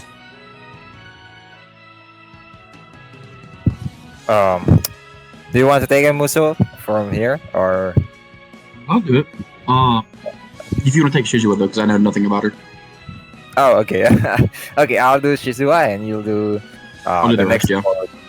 All right. So Shizuo. So this is a lot of people might be unaware on why she's this high. Shizuo's actually really strong for New Game Plus just because she has the ability to prevent your opponent from I guess your enemies from gaining power. So the thing is, in this game, for those who don't know, that power kind of correlates so much on how powerful a character can get while they're doing in a stage, to be precise. So the higher power, the more power you have, or the higher power, the more damage you deal, the lesser damage you take. You gain access to like certain abilities, which we'll go into some characters here later as well, and even before. So what Shizuha does is basically, if you hit an enemy with her debuff, they will just not gain any power. Like, it also happens on bosses. You could use this on mobs, but I highly recommend you don't. And if you do that on bosses, they're basically sitting there, staying pretty weak. And I know what you're probably gonna say, but don't bosses start with very high power? That's very true. But then you remember, we have the Dawn characters. We have Lunasa, we have Komachi, we have Rumya, and you just spam Dawn. you make them lose 100 power, and you slap them with Shizua, and bang, they're stuck at 100 power. And I cannot emphasize so much on how strong is that, especially you can get it at the early start of the game. It just makes a lot of bosses much more easier to handle with. And is it gonna be relevant until the end of the game? Yeah, it's gonna stay relevant. Power is always relevant in this game, and just disabling it on your opponent or boss. I keep using the wrong term. Just prevents them from being stronger. One thing you should note is she she does not have a lot of damage in return. Like, she has a good combo attack with her sister, but in terms of self damage, it's not really that much. The thing that's killing her on A tier is pretty much that ability to prevent bosses from gaining power. So yeah. One thing to note as well is if they're on her debuff, the power lock effect, and they activate a spell card, they will gain power again and remove the buff. So something to keep in mind if you're not aware. Oh yeah, that's correct as well. I can confirm that once they activate a new spell card, the debuff will be removed and they'll gain plus 10 power. But 3 uses means that you can get three spell cards essentially, right? Which is very good. Her damage is and her damage is actually pretty decent up until like the late game. You can definitely use the Aki sisters combo attack up until like the late game, and then you can probably like drop them in terms of damage. But even then, the debuff is so good that like you'll still use them in some end game teams because it's just too good. Yeah, it's really good. And even then, if you decide to use them together, her sister is still pretty good. It's a B tier character that can give you SP items, which is pretty valuable in a new game plus. So, it's not like it's a complete handicap if you decide to bring both of them together, right? Yeah. All right, Kaguya. This one's yours, Miso. Okay, so Kaguya is one of the 3 enable characters. Enable, obviously, being one of the skills that just completely breaks the game. It gives your allies another action. And I think people really underestimate how valuable that is, especially for another character we'll be talking about sooner who has really just becomes an enable spammer later in the game. But Kaguya has access to this basically as a backup to that. Kaguya is also fairly bulky. She doesn't do too much damage, but other than that, she does have decent bulk. She has access to enable, and she pairs well as a backpack for certain characters. Like I used her with Moku quite a bit. More reasons aside, but also just because she just was a really solid backup character. Hitori, pre-upgrade, and full auto. Her main reason for being up here is being Orin, but better. And the main reason for that being her ability to feed items to other characters. Alongside that, she also won't completely die if she gets looked at the wrong way, like Orin. She has very solid tanking abilities, and that's mainly what she's even used for early game because it enables a game force skill. Not enable, sorry. She can feed characters whenever, especially because I'm fumbling. Pika, you might want to cut this. Alright, yeah, basically, so she gets, at level 65, she gets Mechanic of Gensokyo, which, increases item effectiveness by 50%. That works with all SP items as well. So for example, the vegetables give, 30, so you can dump that, you can make that into like 40, right?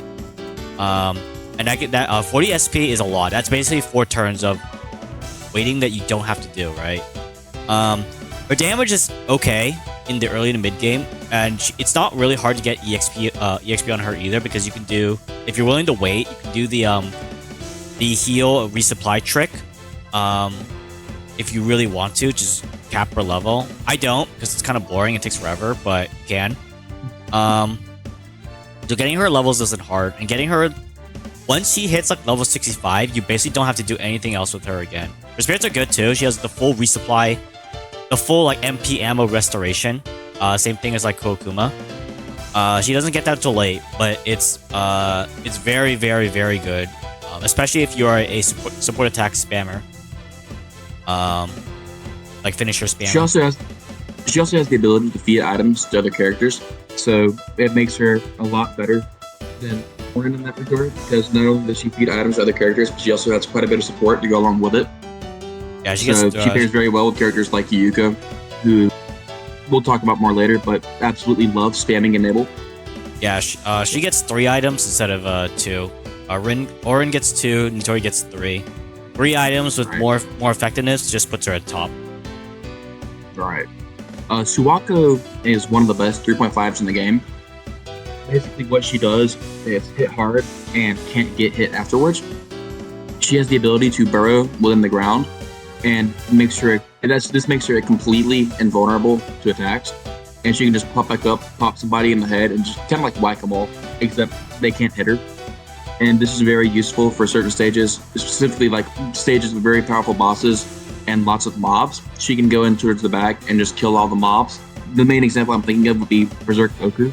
You can send her in towards the back and have her get rid of all the spirits while, fending off Oku because she can't get hit, and then just gap her back to the ship with Yukari.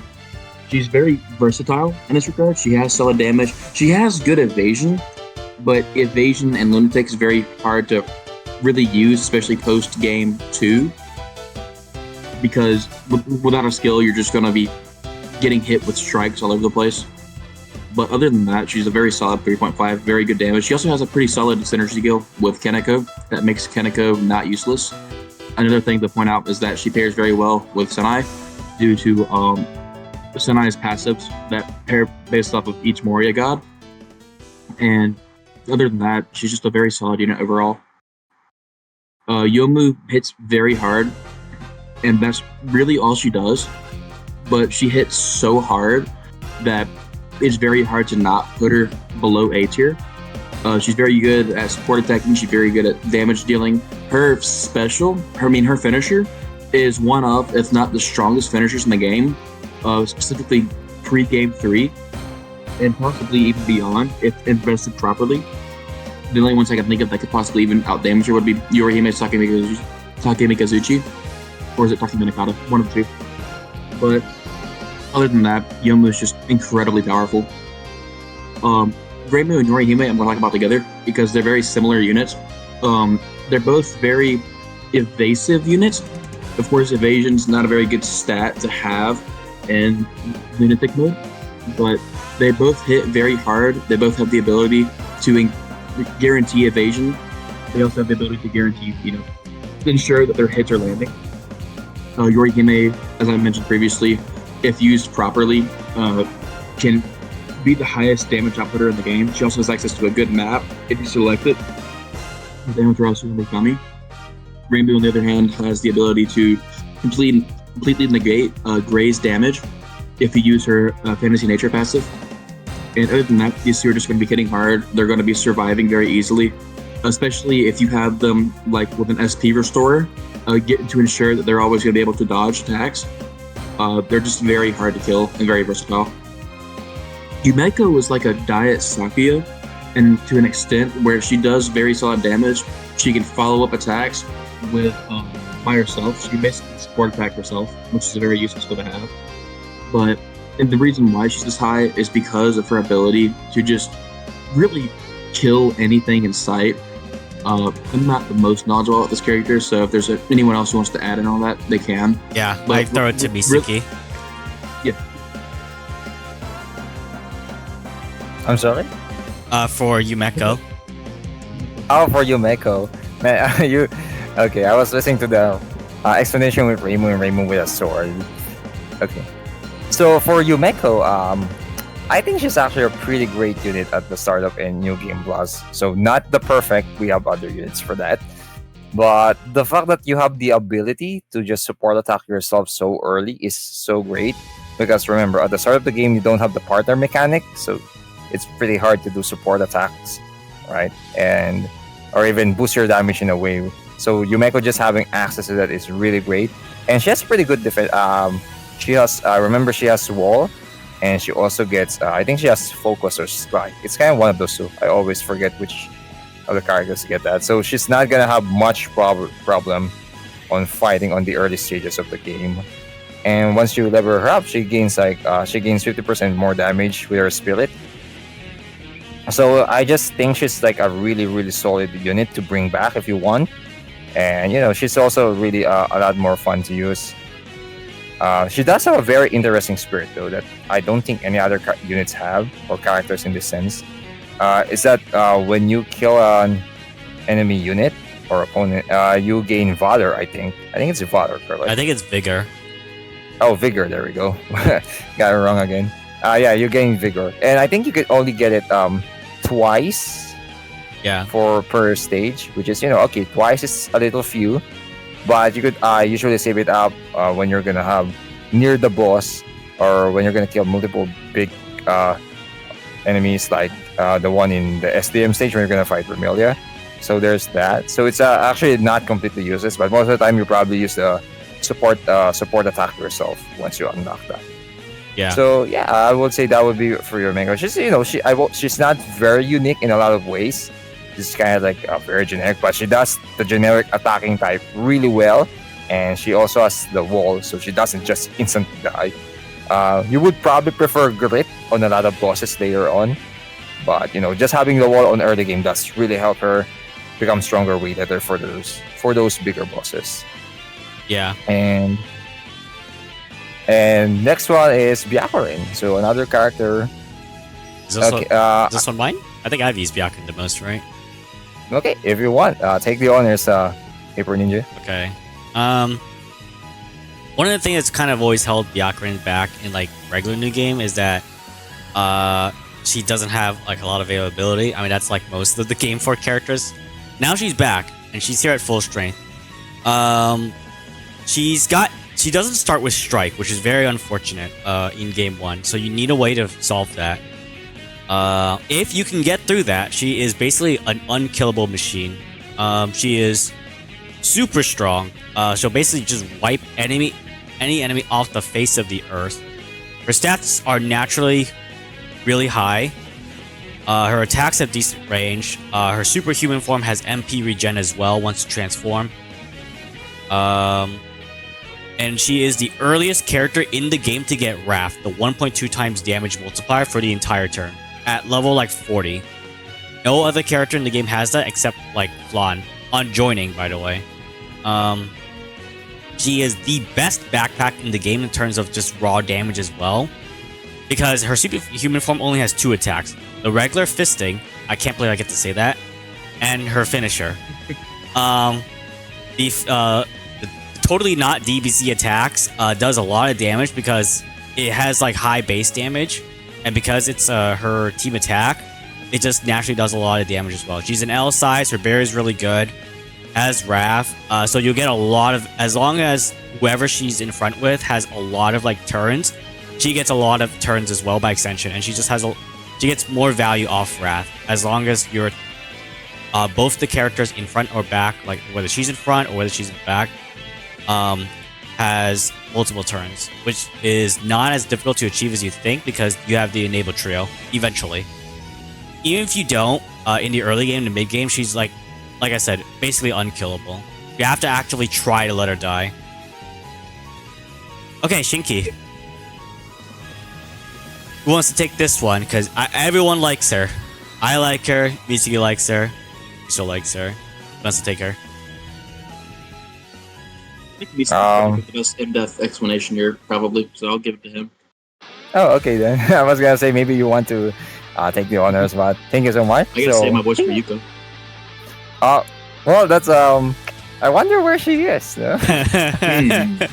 All right, so continuing on, the very last character on the 8 tier, Shinki. So what makes Shinki here on 8 tier?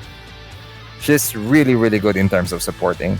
And so how? So Shinki is a character that's mostly based around on supporting other characters while having nearly very high survivability. I won't say she's unkillable like Byakurin, but she does have a really big barrier and well, not really big barrier, but a very good barrier and a really big amount of HP for some reason. And she's the only 4.0 cost unit in this game. Yeah. Is that right? Just want to make sure. Yeah, that's okay. correct. So, that cost means something. So what exactly makes her good after mentioning all of those? So first up, she's a support character. So we mentioned before that Satori is a pretty good support character that you could bring because she can give The buff that gives your attune. There we go, attune. Giving your friendly unit or ally 100% accuracy. Shinki does get that eventually, and so not instantly, right? So not instantly, and you're probably wondering, okay, what makes her better? Well, she does a lot of other things. First is she can actually increase the amount of personal points or PP that a unit can gain when you're gonna kill an enemy. So that thing is really important in New Game Plus, especially when you're gonna do a strategy of funneling those points to a very specific character, which means you're able to ramp up those points really fast from the start of the game. You can do that from the get-go, and you will probably only need to manage Shinki's SP. In this case, it's completely manageable. You can get the cookie, which gives you 200 SP. Is that correct, or 100? 100. 100 SP, and that's 2 casts of that ability. And second, Shinki also has a barrier effect that reduces the damage that allies will take by 500. So you'll be thinking that's pretty small, but in early game that can make a really big difference, especially if you're using rather quote unquote weaker units compared to her. So let's say you're gonna bring back like Tenshi or Aya, sure, they're pretty good, they can handle themselves in a way, but being able to reduce 500 damage for each attack being provided by Shinki is really great. You're basically taking from 3 attacks, you're gonna take 1,500 less damage, and that would have probably brought you like less than half on some characters, right? So that's insanely great. And eventually, like I mentioned, Shinki will get attune as well, so you don't need to rely to just one particular. You don't need to just rely on Satori. It's a shame that she doesn't get it instantly, but she does get it eventually. I think she gets it pretty early as well, just not instantly. I think it's level 15. Am I remembering it right as well? I think so. I don't remember the level she gets it at immediately, but yeah, she does get it. Yeah, Shinki I think it's for remember it's around level 15. We were comparing it back then. So I just can't emphasize how good her support capability at the start of the game. And you're probably asking, okay, she's good at support, but can she, kill enemies? She certainly can, actually. So her damage is not insanely high. It's not like Byakuren levels of, punching 5,000 HP out of existence. She doesn't do that from the start, but she does deal enough damage that she can pretty much kill much weaker mobs with around 3,000 HP with her attacks, and they're pretty long range as well. She's not really putting herself in danger if she's not beside an ally she's protecting. And she also has a very effective mop that doesn't damage allies. There's only a few characters that have that, and Shinki having access to that is really, really great. And you can even put attune her yourself if you want the 100% accuracy just to have it land. So yeah, that's a really good. And if the only problem I find on Shinki when you're bringing her back is the movement. She's pretty slow, I'll be honest. So I would usually put like movement and focus movement on her, just so she could catch up with the units she's supposed to protecting. Like you can't really protect them if they're too far away, but everything else, it's really, really strong. And even though she's doing support 100% of the time, or probably 90 even at the start of the game, she's still really good at the. Give me a moment. All right, I guess I'll pick it up here. But yeah, basically one of the best support bots in the game. If you're going for Route B, I'm not sure I would say mandatory, but she's a super, super helpful character to have, and she noticeably makes the late game much better. Is what I would say. But yeah, alright, now we're coming up to S tier here. Alright, we finally got the final tier, and I mean, just by process of elimination, you kind of figure it out already, but here we are. Okay, I'm back. Sorry about that earlier. And I see you guys open the gates for tier S. Very wonderful units. Some of you probably didn't expect 2 characters in that tier, but we'll get right into that. So who wants to start S tier? Well, you're doing Aki first, right? Oh, am I? Okay, wonderful then. Yeah. Aki. I rate that's been consistently on S tier for some reason. I guess the reason we'll mention right now. So, unlike most characters here, like outside of the spawn units, those don't count. Aki doesn't really join you at the start of the game. There's like no choice to have her be a starting unit. So she actually only joins after chapter 50, correct? Or is it 51? After 50. chapter 50, yeah. Yeah, so she's gonna join on the next chapter she's available. But you don't really get access to her at the start of the game. So you're probably wondering, why is she this high? Well, because she's just really broken. Like even if she joins at chapter 50, and you probably leveled any of these characters from 80 or below, she's still probably gonna out damage them with the brush. Like, I don't know what that brush is made of. It's probably made out of the strongest ore in Gensokyo, but it hits really hard. I just can't emphasize on how much damage she does. She can one-shot enemies with just the brush, and the only problem she's gonna have is survivability. But when you get her, there's already the partner mechanic, so you could just put someone that's fast to move her around, or have a tank with her, and it's absolutely fine. And even then, she has flash. She also has scan, and she also has the very important reload.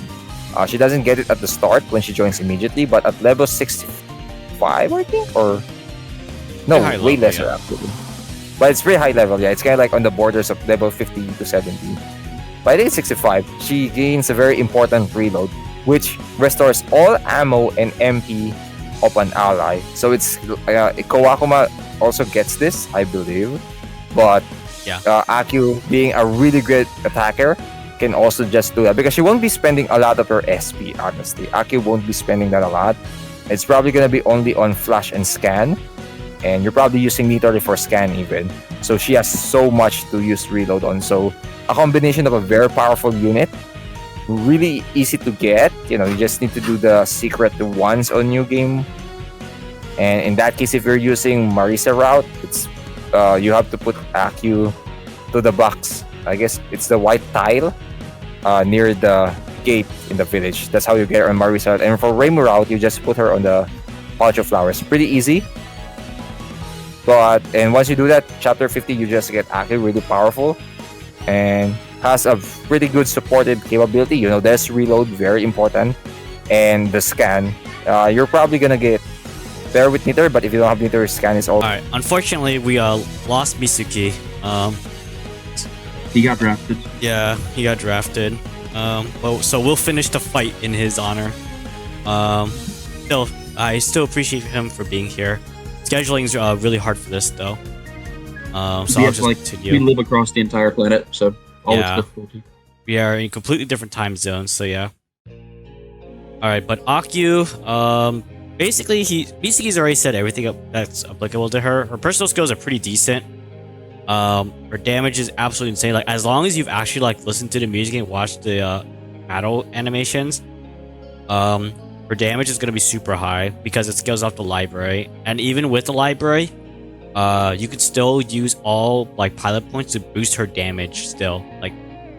The booster her damage her stats comes from library could still be boosted further from pilot points. So you can just upgrade her. And it's honestly not surprising to do 20k per attack really easily. The only issue, like I said, is her availability comes really late. It's circumvented by the fact that she's so stupidly strong, but she doesn't get as much time to really get the pilot points. Even though it does come pretty easily for her. Alright, next is Yuka though. Oh yeah, Yuka. So musically and Dika definitely know more about the game than I do. I know certain aspects, I know specific characters, and I know general summaries. But if there was one character that I am completely confident about my opinions on, it's Yuka. This character, Genocide is another game, and it's called Fantasy Maiden Wars because she will completely annihilate any mob that stands in her way. She probably has the single best mix of both tanking and offensive damage in the entire game. And the reason why she's so high up in New Game Plus is the same reason why she was probably lower down in a New Game tier list. And this is because she is only available at her full might for 2 chapters in the game. and she's only available at half of her might, and really, like 5 or so chapters in Imperishable Night, even less if you pick Rain Measure, and then leaves again after that. But if you choose to bring her back, which I recommend everyone do, if you do play New Game Plus, if you do choose to bring her back, she will unquestionably be one of the best characters for games 1, 2, and 3, really.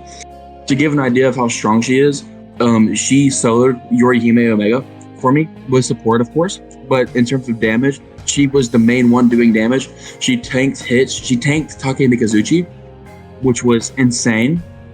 She also has access to 2 different maps, depending on which form she is in, either base mode or flowering mode.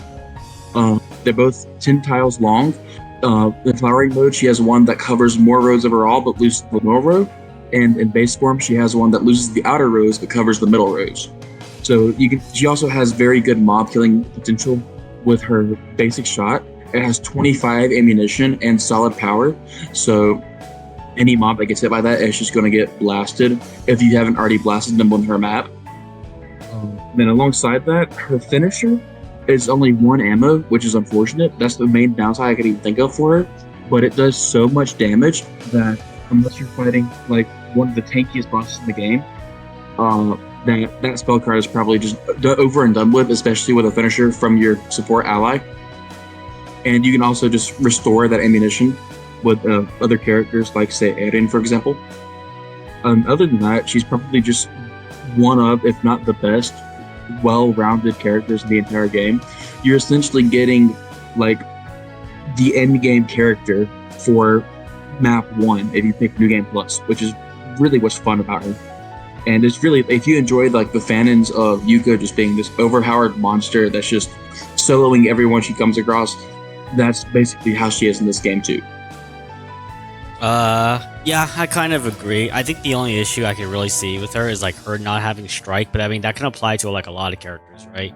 She doesn't have strike really. If you pair her with someone like Shinki, for example, you can just get that easily.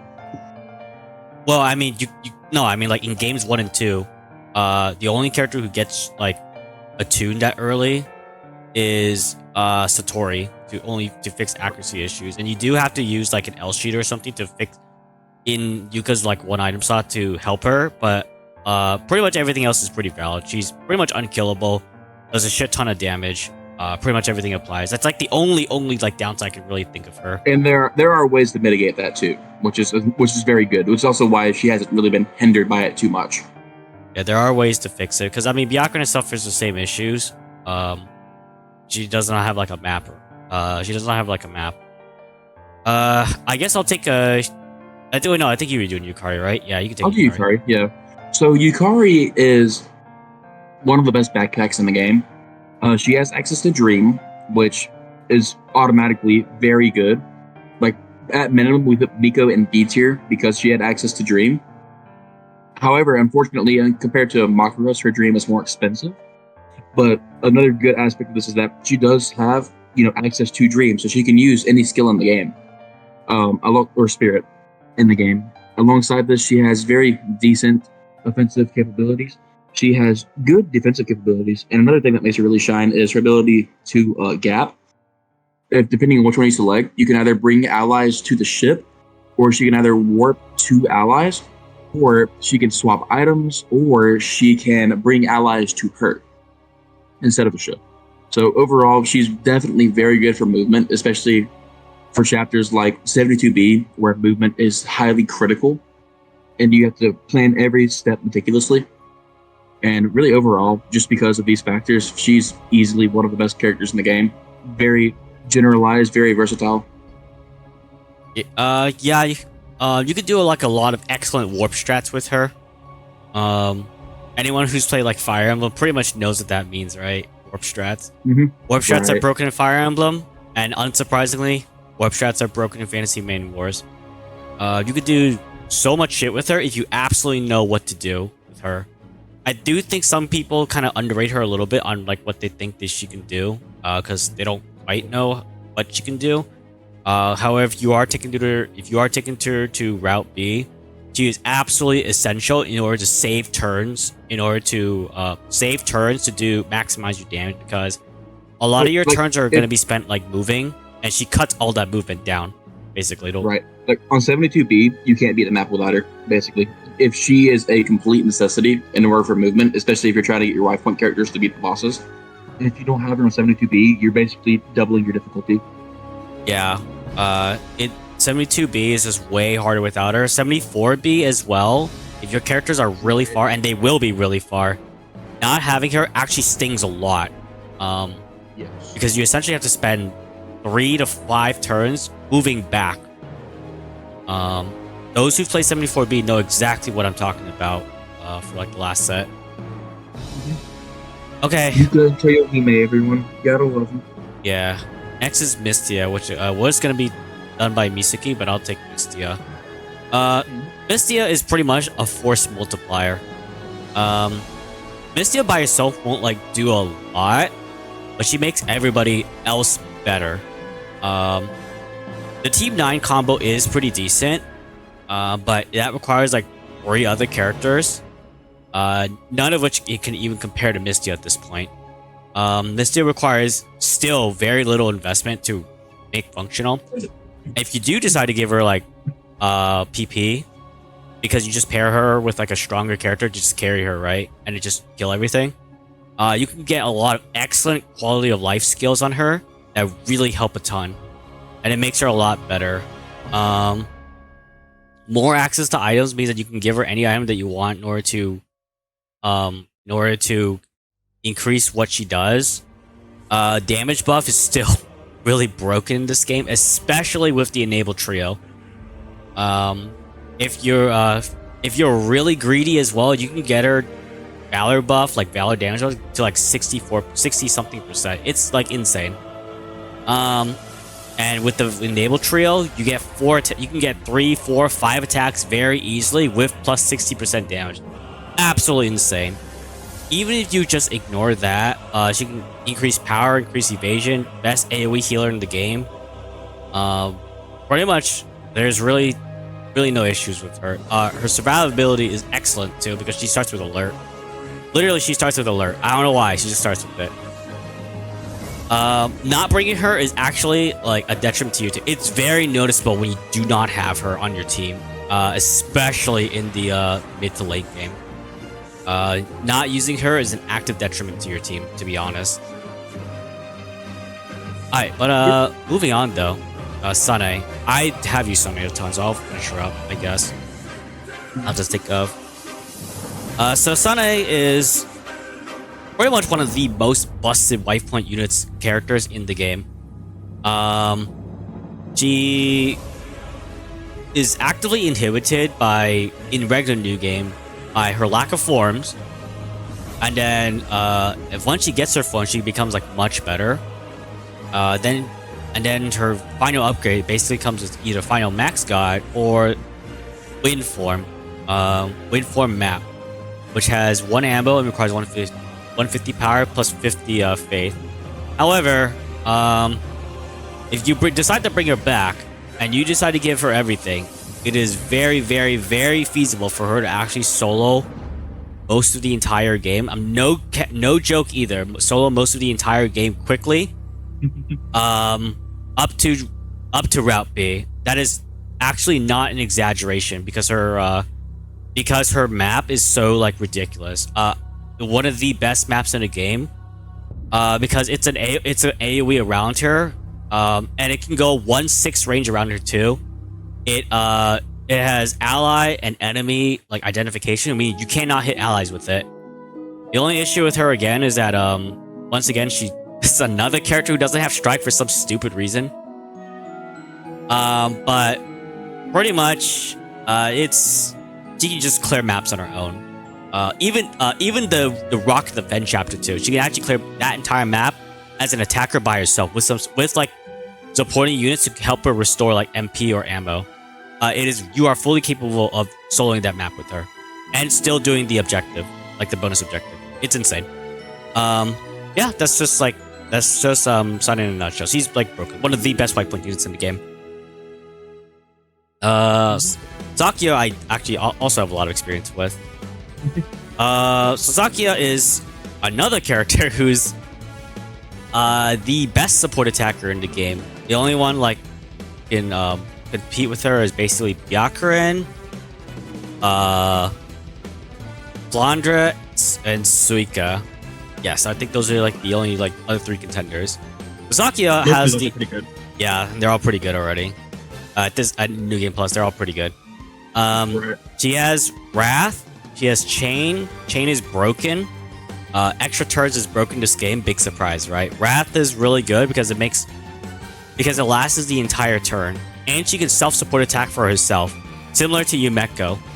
The only issue is that Zakia doesn't start with it. She needs to hit, I think, like level 30 something or 40.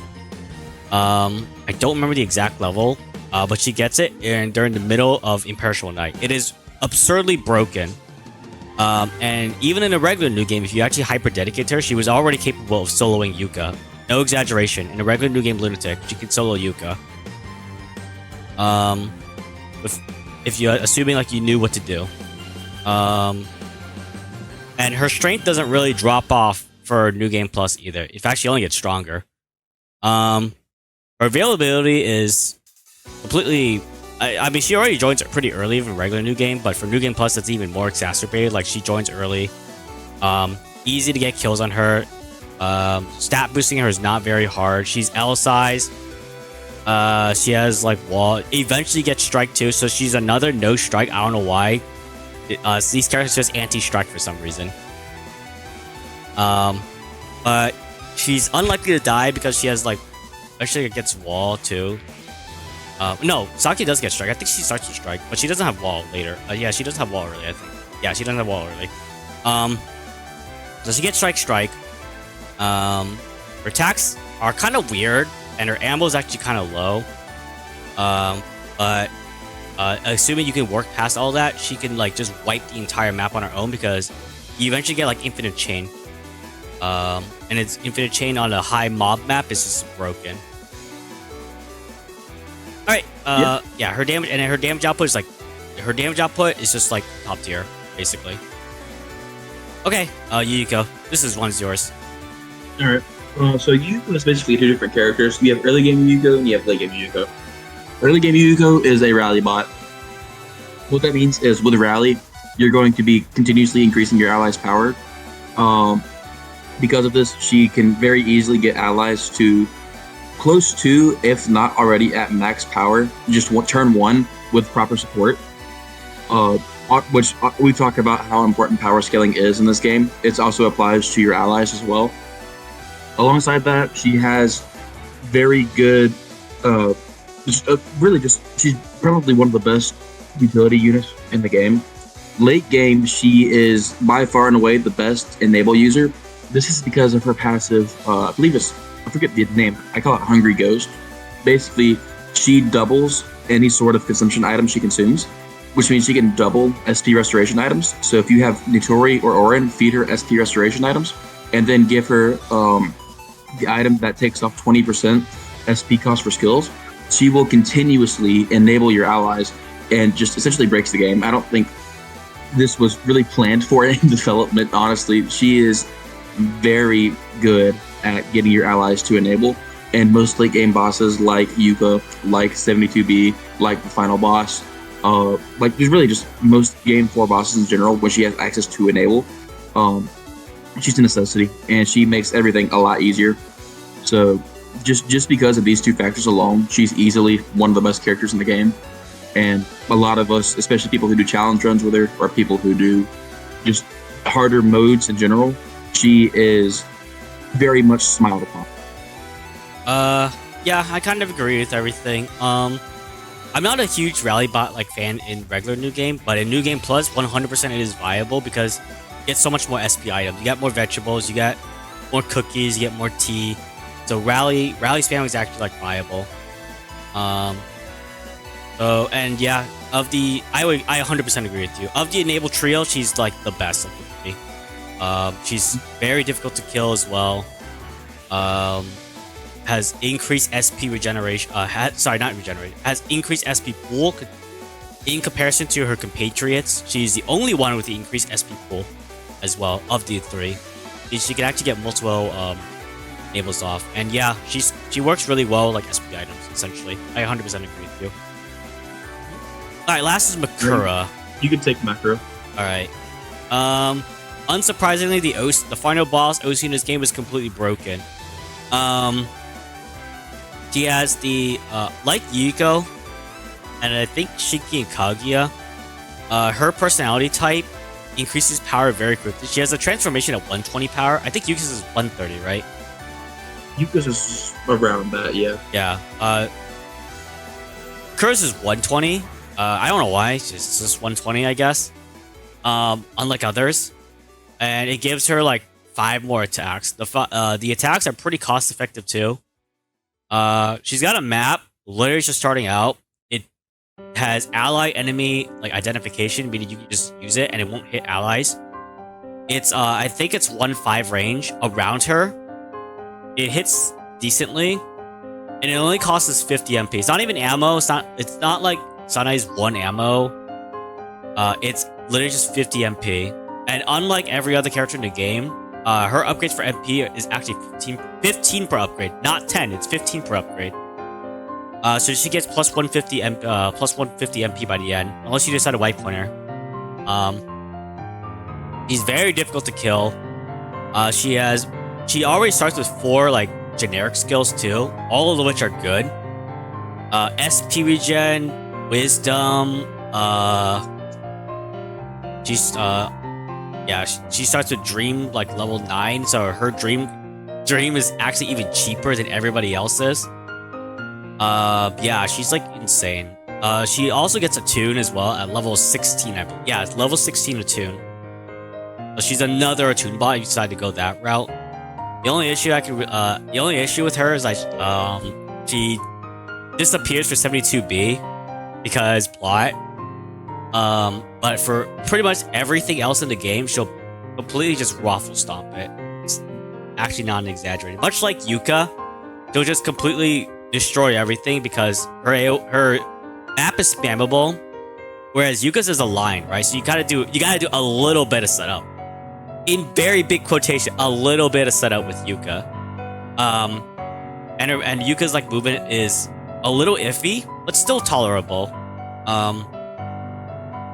Whereas Bakura's is she can teleport twice per map to any character in like on the screen. Any ally character, by the way, sorry, not enemy. Hit the map and that's it. The enemy's gone. If you've properly invested in her, the enemy's gone. Basically, if you bring back Yuka and you have Makura with her, and then just take your pick of any of the S tier or A tier units, really. As long as you have them, you're just going to steamroll Lunatic, except for a few specific bosses. And those bosses with those units, those are the units you already need to have to strategize around.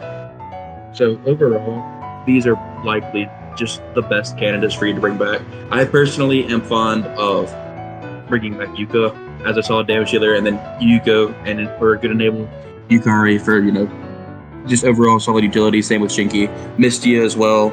And of course, Pika and Mitsuki also swear by other characters like Sakuya or Sanai. So overall, though, S tier and A tier are definitely the cream of the crop units. Yeah. Again, I put a disclaimer earlier, but like, don't take our word as the absolute in terms of like bringing back the character, right? There are certainly like winners among the tier list, but the most important thing is just to have fun with the unit, right? The point of the game is to have fun, right? And wipe points to fix any character in the game. This is entirely subjective. We're just here to offer some advice and our opinions for those who want it. But these are just what we feel are the best candidates for specific options. Yeah. I actually kind of enjoy using cooldown Utsuo, but there's absolutely no denying that she's a complete loser in comparison to the face of S tier, right? She's fun. That's all I can say. And then, I'm a big advocate for using Remelia, but other people, she's very specific in use, and I can see why other people don't want to use her as much. But at the same time, I personally put her higher. Other people will put her lower. So there's obviously discrepancies in place there as well. Yeah. So it's completely subjective. There's like the joke at there's a running joke I think where like for every copy of Fantasy Maiden Wars is personalized. I feel like that's kind of accurate to be honest. It really is, dude. Because like Visuki he's not here right now, but he Right. would absolutely put like Kogasa at the top, and I'll be like, yeah, it's fine with me. I don't care. Yeah, and then I had like a Vermilia and like top 6 of my units. Yeah. And I would honestly put like Tay at C, but you know, obviously that's a pretty hot take. Right. But thank you so much for like kind of enjoying us. I've got one more thing at the very end here to show off to you guys, but and I hope you guys enjoy it. We had a lot of difficulties kind of getting the schedule line up together. Even now, actually, we had a lot of technical difficulties, but hopefully it is you're able to kind of shed some light on why some characters are. We think some characters are really, really good. Some strengths and weaknesses of the characters in terms of New Game Plus. Route B is infamously pretty difficult on a first try if you do not know what to do. So these characters that like are in the quote unquote higher tiers do either have more are either generally really strong to get you through Lunatic Route B, or are just like generally very strong and just generally very strong. But do you have any add-ons? Like anything I'm missing here? I mean, nothing crazy. I mean, I agree with most of the tier list. This is obviously the averaged out version of our own individual tier lists as well. Hopefully, you guys enjoyed our takes on this. Obviously, we're not. Me specifically, I'm not 100% an expert on this game. I've just used some characters more than others, and I've done a couple of runs here and there. So, and Misuki as well. Obviously, he can't be here right now, but I hope you enjoyed both mine and his presence during the video. I have also had like video file corruption, so hopefully, I don't know if I can get that fixed, but yeah, we'll see how things turn out here. But otherwise, thank you so much for so much for being here today. I appreciate you taking the time out of your schedule to be here. Yeah, that's all right. All right. For now, I'm gonna let's stop here. Thanks for thanks to both you guys. Run the skit. Run the skit.